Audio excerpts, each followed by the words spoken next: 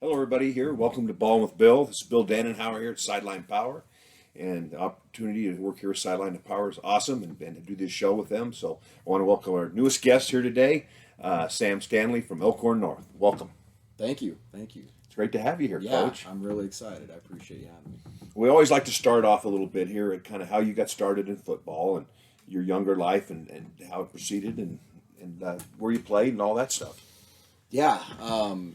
So really, I started playing when I was, well, about as young as I possibly could. Like I always said, knee high to a grasshopper. Yeah. So probably about 8 years old, started playing tackle football and just developed a love for the game and a love for being a part of a team. And that really carried me throughout, my youth years. And, I credit my dad with a lot of that. My dad was always really involved. He was one of our coaches, and he really, whether it was coaching us or taking us to Husker games, that's really where I learned to love the game of football. And yeah, that took me straight to high school where I went to Elkhorn High. Oh my God, you're a product of work. Yeah, I played. You know, for my Coach brother Wharton. coached him. He coached my brother in college. Okay. He was our outside linebacker coach. Right, You know, UNO, Bob and I yeah. were there Yeah. for Sandy. Okay. Yeah. So I had the honor. I of didn't playing realize for you played Coach. for the ward. Yeah.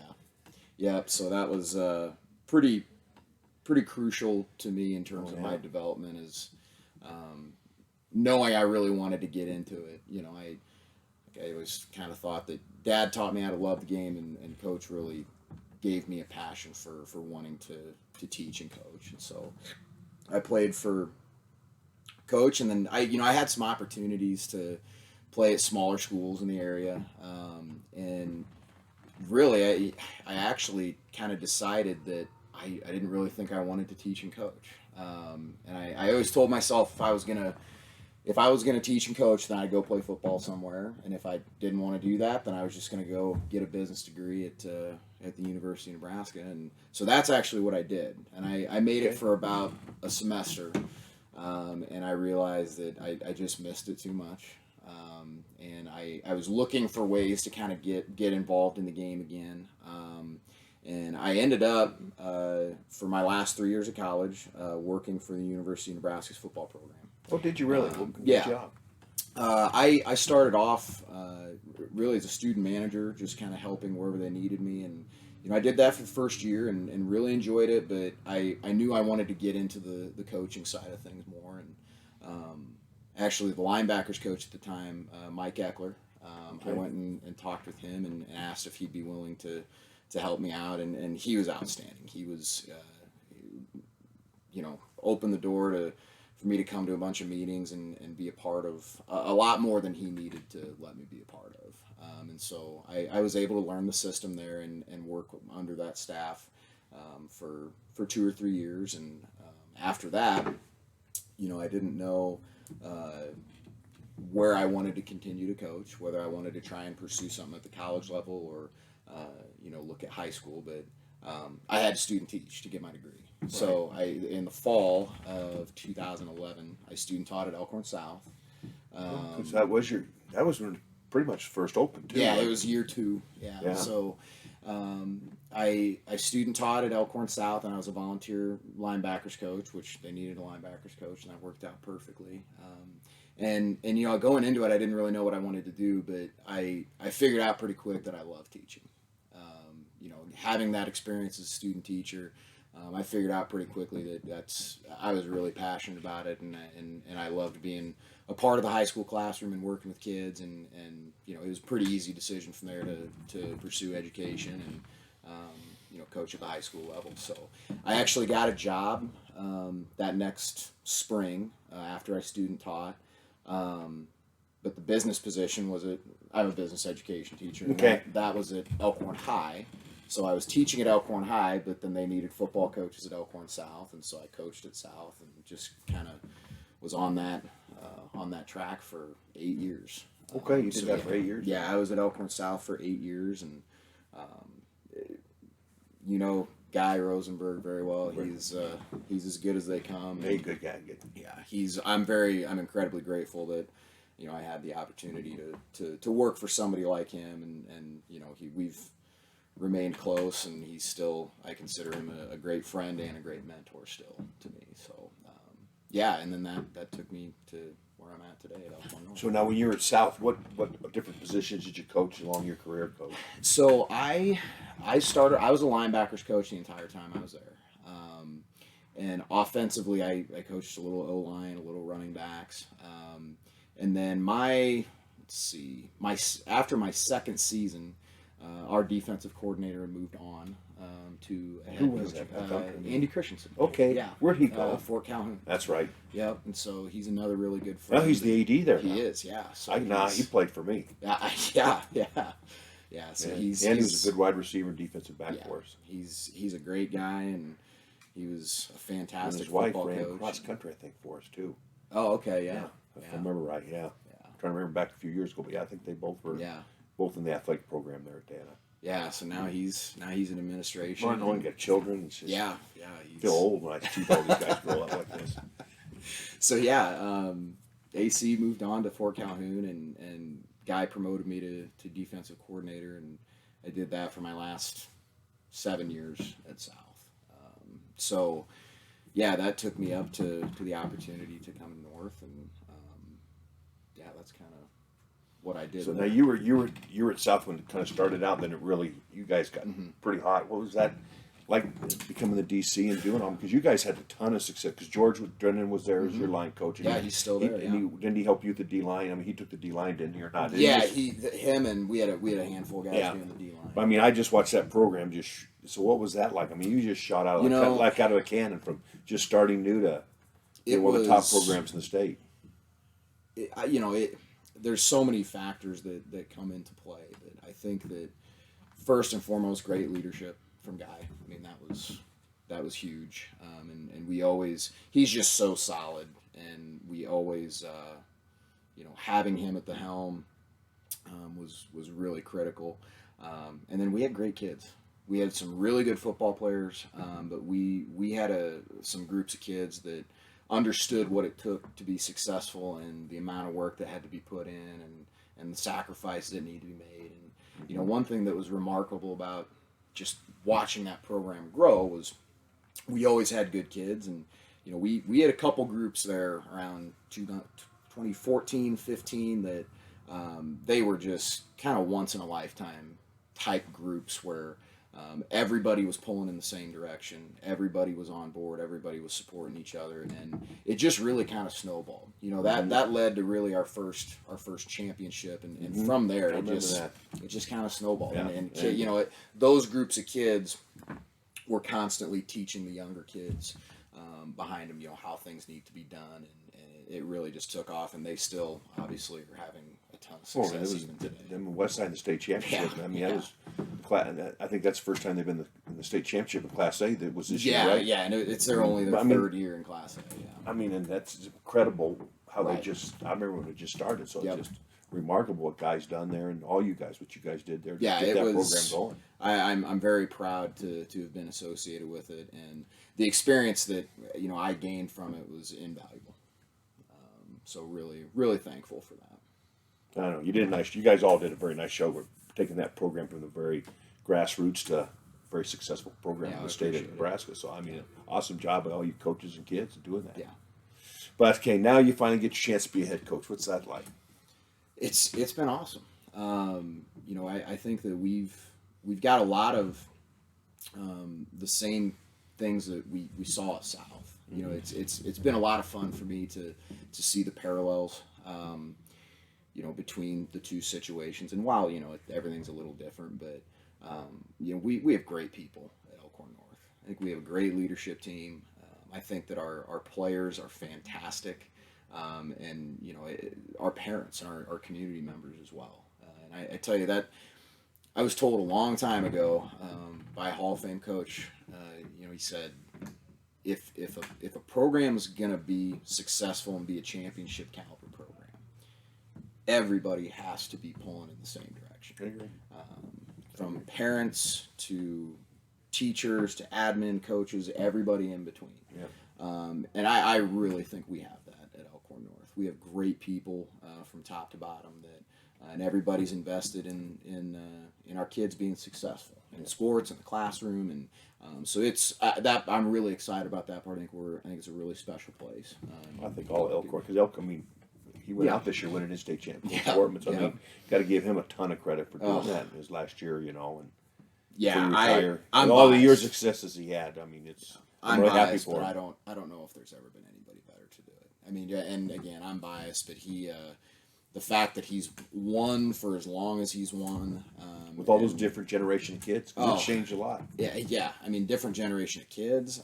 They completely retooled their offense and defense over the last couple of years. So to win on top of that, doing more of the spread stuff, it was remarkable. And incredibly happy for him, and like I said, just proud to be able to say that I played for him. Yeah, I think the world of Coach Wortman. So now that you're in, what's the difference? Because I was an assistant head coach. I want to hear you tell me what's the difference from being an assistant to head coach. Once you start finally sit in that chair, That's a great question. because a lot of assistants don't realize that. When all of a sudden, hey, you know, they all want to be an assistant when they get in that chair. It's Yeah. a whole different ball game. Yeah, well, one thing I'll credit is Coach Rosenberg. He knew that this was something that I wanted to do for a long time, and right around the time that I became a coordinator, he started talking to me about parts of the job of being a head coach, and he really kind of let me take a peek behind the curtain, so to say, more so than he needed to, and which was great. I mean you're right. Nothing ever quite gets you ready for. You don't know but- till you sit in there. Right. But I really do feel like I was as prepared as I could have possibly been, and I owe a lot of that to Guy. Just the fact that he was constantly mentoring me on those situations, and we were having those conversations about what it's like to be the head guy. For me, I feel like the biggest adjustment was the administrative part of the job that you just don't have to worry about as an No, you assistant. don't. You don't do that stuff. Yeah.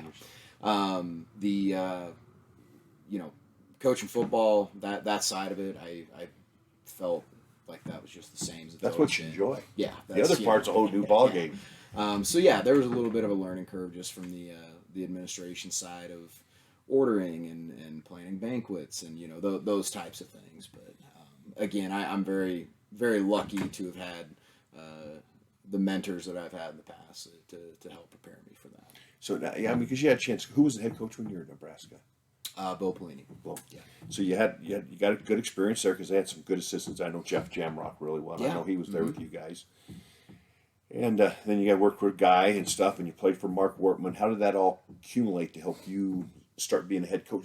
Start to do your mantra and build your how you want to see your program built. Yeah. Well, I think that like you said, I've been very fortunate to be at a lot of really great places and be around a lot of good football, but more importantly, be around a lot of great people. And I think every stop along the way, you learn something from those mentors, and that's definitely the case with me. I still to this day, even though I was just a high school kid, I find myself remembering Coach Wortman and how he would coach certain situations and how he would run his practices, and with Coach Rosenberg, the way he ran his team and the way that he managed his players and managed people. So I've picked up a lot along the way from all those stops. And I think it's definitely served me well. Good deal. Good deal. So now you go in there. What were the first things you did to start to build your foundation? For us, it was we wanted to meet the players because it was a unique situation because when I got the job, I was teaching in Elkhorn High, and all the kids were coming from Elkhorn High with the split. Okay. So that's where they came from on the split. Yes, all of our kids split from Elkhorn High, and so I knew a number of them just from having them as students.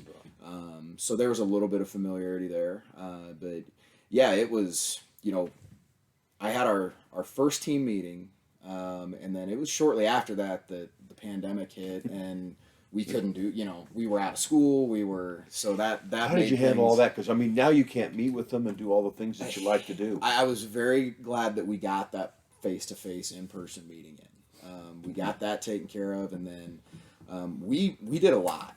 we had team meetings through Zoom. And in the meantime, you want to talk to your players and you want to hold your team meetings, but the other thing that we were concerned about was we got to install an offensive defense here before June, because we were hopeful at the time that we could go to camps, and so we did everything over Zoom. We held position meetings for every position group at least once a week, to where our assistant coaches could meet with the kids via Zoom and start installing as much as we could. We implemented a Zoom strength and conditioning program as best we could. That'd be hard. I mean, to me, I don't know how you do the training and teaching off of Zoom and then expect them to go correctly do it. Right, and we just our goal is that we were going to provide them with as much as we could, and be there to give the players support in any way possible. But when nobody's leaving the house and everything's through a camera, it gets pretty tough. But I thought our guys handled it really well. So, we did our first parent meetings, player meetings, everything was through Zoom. And so that was, I was glad we had a way to have those conversations and to hold those meetings. But it was a little different, not quite how you I think it'd be shocking. We're going to take a break for a minute here, and then we're going to come back here. Time out.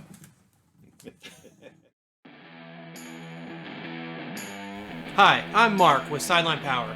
Today, we are introducing the all-in-one wireless headset from Multivoice, the MV1. Communication is a game changer, and with the MV1, your communication will be faster, stronger, better. The MV1 is faster with no base station, one-button setup, microphone mute, and you can use it every day in practice, allowing you to practice the way that you play. The MV1 is stronger with a 900 MHz frequency, 5 times more power, completely weatherproof, and up to 1,300 yard range. The MV1 is better with 10-hour battery life, 8 channels, noise canceling technology, and works with up to 15 coaches. When the game is on the line and you need to make the call, make sure it's with the MV1. If you're ready to make your communication faster, stronger, and better, give Sideline Power a call. Or find the MV1 on our website along with our other game-changing products. And remember, stay powered up.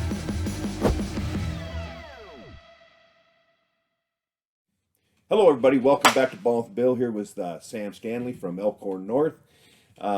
So continue kind of going through the pandemic. I think everybody, well, at least like you said a minute ago, you got to play. I think that's awesome. Yep. But tell me kind of, here you are, new staff, and you're doing the Zoom stuff. How did it carry when you finally got to meet with your kids? It was great because we were pretty familiar with one another. At least they were familiar with us because we'd been talking at them for a couple months on Zoom, and so it's never as valuable as in-person time, but we were able to build some sort of relationships before we were able to hit the weight room. And when we started in June, we shared with Elkhorn High. So you had to share the facilities all with them. Yes, we shared their weight room and their field space and all that, and it was awesome. They were outstanding, super supportive of us. Really did a lot to help us out and make sure that we had what we needed to have a successful summer. So we worked out and did everything we could for the summer, and then we got to play football. Like we said, we were at that point in August. It was a little touch and go there for I think for everybody. Yeah. We were just very grateful that we, every day was a gift. The first time we put helmets on, we thought, hey, we didn't know if we were going to be able to do this even a week ago, and so every day just really felt like a blessing to be out there and to be playing. And we made it through a whole year. So I think that while the pandemic created challenges for everybody, most coaches that I've talked to, I think everybody has the same perspective of we're just so grateful to be able to do it that like we were joking, we'd be coaching in hazmat suits if we had to, just to be able to look like the bubble boys out there, just to be able to do it, and and to enjoy that. So we were just thankful that we got to play ball. Yeah, So, I know. I felt bad for the OPS when they didn't get to play and that's all that tough. stuff, and Yeah. the other schools that didn't get to do it and miss it. But for the most part, the state got it in and got their state championship. It was kind of good. I think it really was great to see all those kids, especially seniors, see them all play. Right, And I mean, that's who I felt. That's, to be honest with you, we used to talk around here at work here. That's who you felt bad for, is the seniors. Absolutely. Because they'll never get this year back, and most of them aren't going to play in college. And- so what are they going to do? Yeah, and that's one thing that we were fortunate. We didn't have seniors. Yeah, that's right. So, You did not have them this year, yeah, did you? so we while it was disappointing to lose out on certain aspects of a summer season, our saving grace is that these kids are going to get to go through it, their senior year. So we were very thankful for that, because I know a lot of the guys that I coached over at South, they were gearing up for a big senior year, and the thought of them not having that opportunity is it's heartbreaking. So yeah, sad. I mean, that's who you feel bad. Yep, absolutely. And because they'll never get that senior. When you look at your high school, all of us, that was your senior year is your most enjoyable year. Yeah. I mean, you look at it because not everybody goes and plays college football. Yep. So I mean that's your last time of donning that out there and going out there, and those Friday night lights. There's nothing better. Yes, and anybody who goes through it will never forget it. Yeah, I agree. So, what type of offense when you first started installing your offense here? And I know you're young, so I mean that's a good thing. But what type of offense did you start to put in? Offensively, we one of our big priorities was we wanted to figure out what kind of kids we had. What we didn't know what our strengths were in terms of what kind of skill we had, or how good we were going to be up front. And so I would say that the first few weeks we were doing a lot of learning about ourselves. I on both sides of the ball, I'm a firm believer in if you're able to run the ball successfully, and if you're able to stop the run successfully, you're going to win a lot of games. I know that the game has changed and will continue to change, and there's a lot more bells and whistles than there were 15 years ago. But at the end of the day, Yeah, no question. if you can run the ball and you can stop the run, you're going to No matter how formation or front you're in. Yeah, and you're exactly right. It looks a lot different now. Some teams will spread you out to run the ball, and some teams will throw it all over the yard. But I still think in Nebraska high school football, you got to be able to run the ball. I mean, as much as Bellevue West throws it, he still runs the ball. They do a great job of running the ball. Out of all his different formations. Yes, and and great teams find ways to run the ball. Right. I think about teams that I've had a lot of experience against. Bellevue West is one. The first time we ever played them when I was at South, we actually had a pretty good night against the run. We played really well, and now they threw it over our heads 4 times, but we did a good job stopping the run. Well, then we play them in the playoffs again, and again, great coaches find ways to run the ball, and they found ways to run the ball. So I always think about Scott as well. They're so good about finding ways to make their system work, and again, it all comes back to running the ball, and in the high school game, it comes down to blocking and tackling. I think in the NFL game, it's still you can't absolutely block and tackle. You're not going to win a lot of games. So we based a lot of what we did off of that philosophy, and it did adapt throughout the course of the year. And we're just glad now that the tail end of last year, moving into this season, we have a really good handle on who we are and what our strengths are, and what we're going to be able to do to best utilize our players. Are you similar to the South at Elkhorn, what you ran there Yeah. offensively? We'll put, I would call us a 20 team. We'll have 2 backs, but we have the ability to attach a tight end. We have the ability to go 4 or 5 wide. So that we're able to kind of mix it up that way. But we've got some good football players that are kind of some hybrid guys that are tight end / fullback guys, H-back guys that can catch a ball and can run pretty well too. So being able to move those guys around and create matchups that are favorable is something that we hope to take an advantage of. Gotcha. Now, do you still run the defense? Yeah. Well, our defensive coordinator is Mike Zeppelin. He was he's at Omaha Scout for years, and then Bellevue West, and so he was in administration in Elkhorn. And he left ministry. Mike did. He's a Mav. Yeah, he is. Mike a long time. Yeah.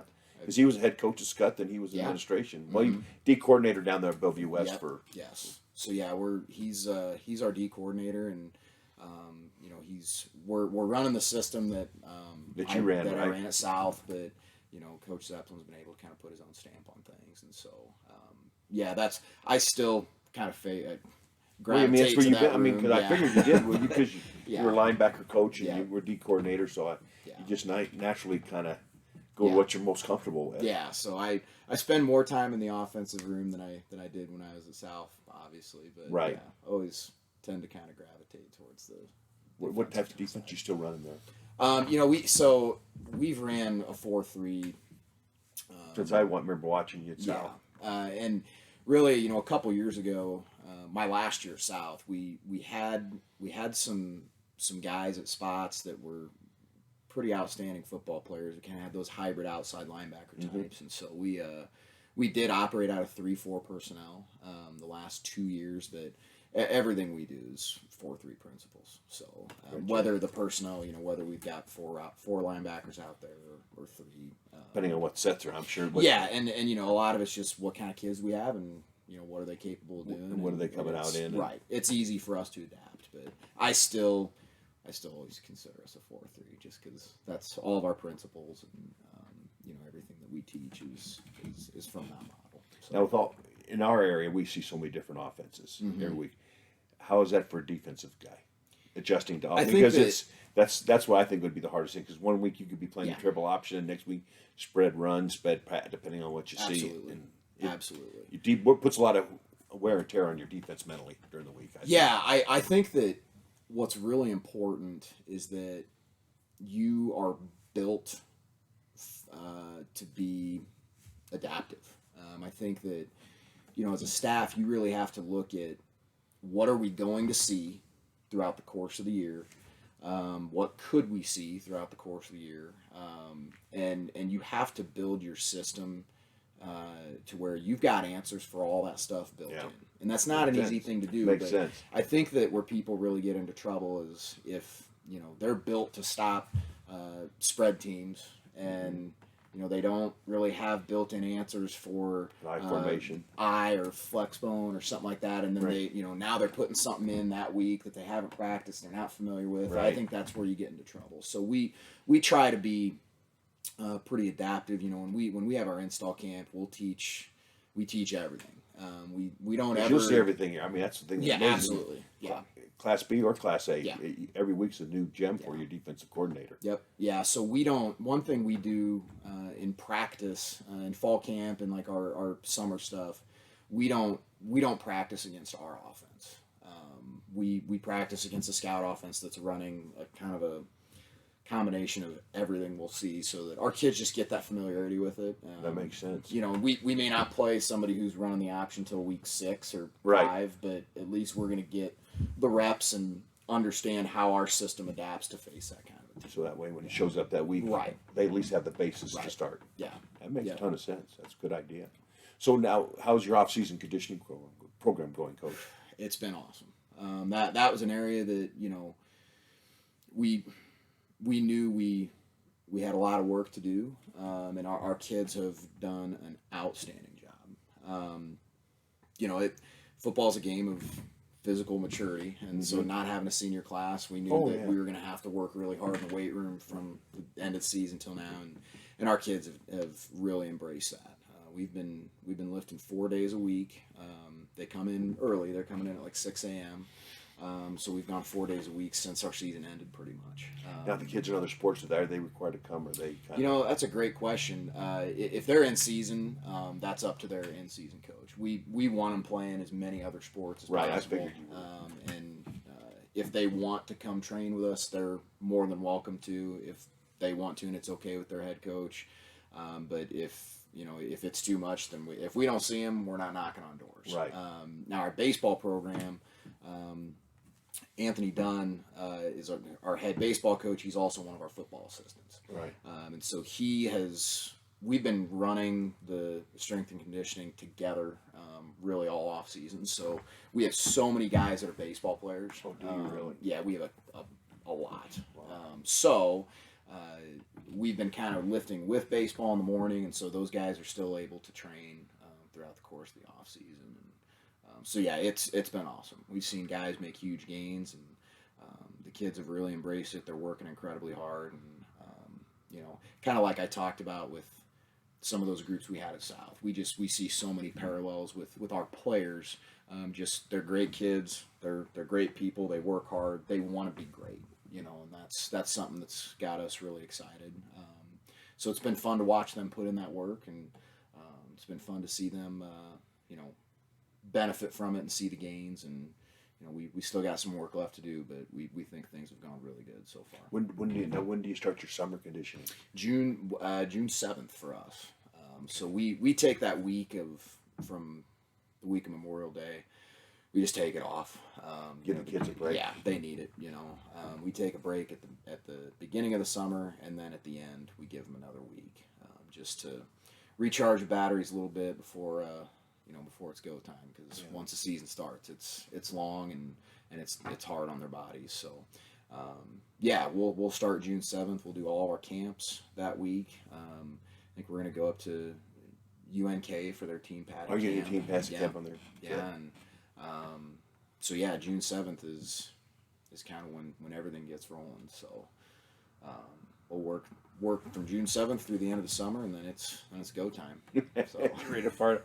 So now that you're in your second year, what are the things you're looking forward to this year? I mean, because now you've been through the hectic part of starting the program and getting it going, and now you kind of get to see how things mature and matriculate. Yeah, I think that what's most exciting for us is just to see our players get more opportunities on Friday nights. And we've been talking to them ever since we met them about this is an 18 game season for us, because we get everybody back, and there's nobody in the state that's able to say that, and we have to take advantage of that. Last year was just the first half of our season, really.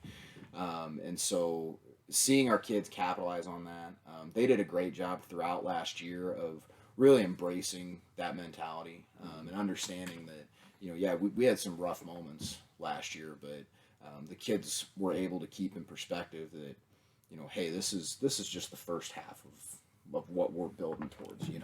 We get to come back and do it all over again, and that's got us excited. And so really we're just fired up to get to finish this thing out.